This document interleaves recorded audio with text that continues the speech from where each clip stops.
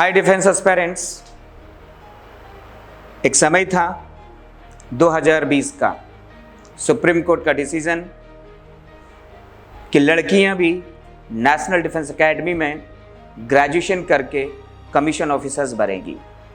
पूरे देश में हर्षोल्लास था, हर तरफ खुशियां थी। पेरेंट्स खुश हो रहे थे कि लड़की की तरह लड़कियां भी तीनों फोर्सेस की वर्दी पहनकर देश में ऑफिसर्स बनेगी और देश की रक्षा करेगी।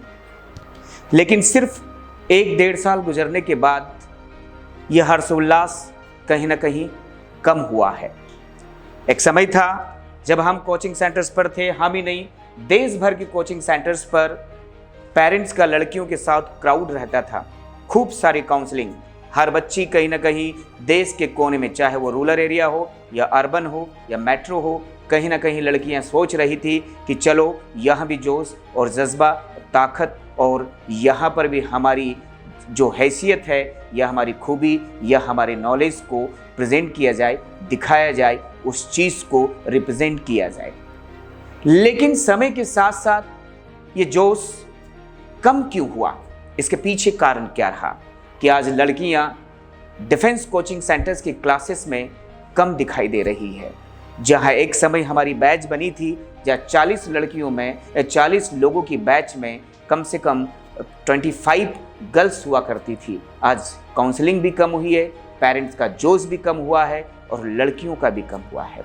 इसके पीछे कारण क्या है? याद रखें, एनडीए साल में 2 बार होता है। लड़कियों के लिए कम से कम उन्होंने 20 सीट्स निकाली है और 20 सीट्स मतलब साल भर में 40 seats. NDA officers equal to IPS officers, जो ट्रेनी ऑफिसर्स होता है, मतलब यूपीएससी ले रहा है, गैजेटेड ऑफिसर है।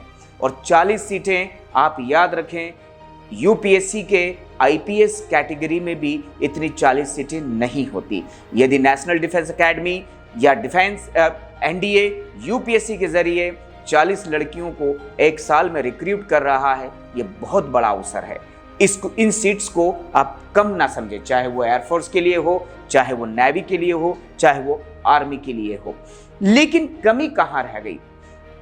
आर्मी में ऑफिसर्स बनने के लिए सिर्फ पढ़ना जरूरी नहीं है या पढ़ना काफी नहीं है। यहाँ पर 3 चीजें बहुत मायने रखती है।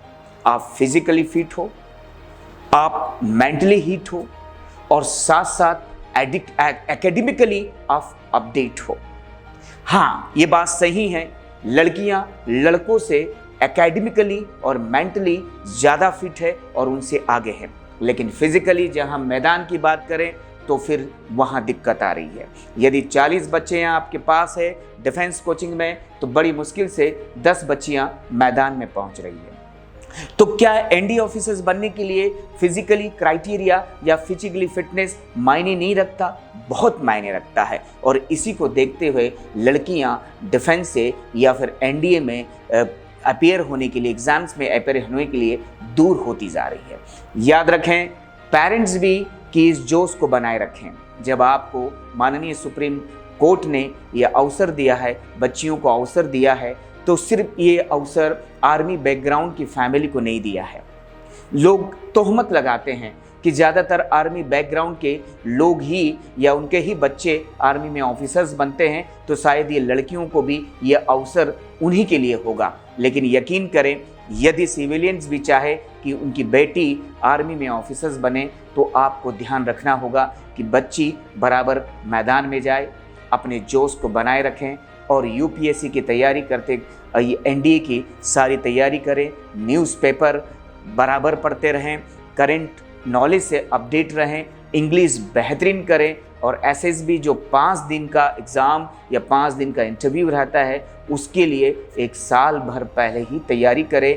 और एक्स आर्मी ऑफिसर्स जो कहीं ना कहीं एसएसबी से ताल्लुकात रखते हैं, उनके टच में रहें, उनसे कंसल्ट करते रहें। यकीन करें, आपका इंडियन आर्म फोर्सेस में कमीशन ऑफिसर्स बनने का सपना पूरा होगा। इस जोश को कम न करें, बनाए रखें। जो 2020 में है था, वो 2000 लगातार, चाहे वो कितने भी साल बदलते रहें, आपका ये जोश बना रहे। तो बच्चियों, लड़कियों, बेटियों, आप आइए, मतलब कि इंडियन आर्म फोर्सेस में आपको रिक्रूट कराने के लिए हम अभी भी वचनबद्ध हैं। हमारा जोश कम नहीं हुआ है।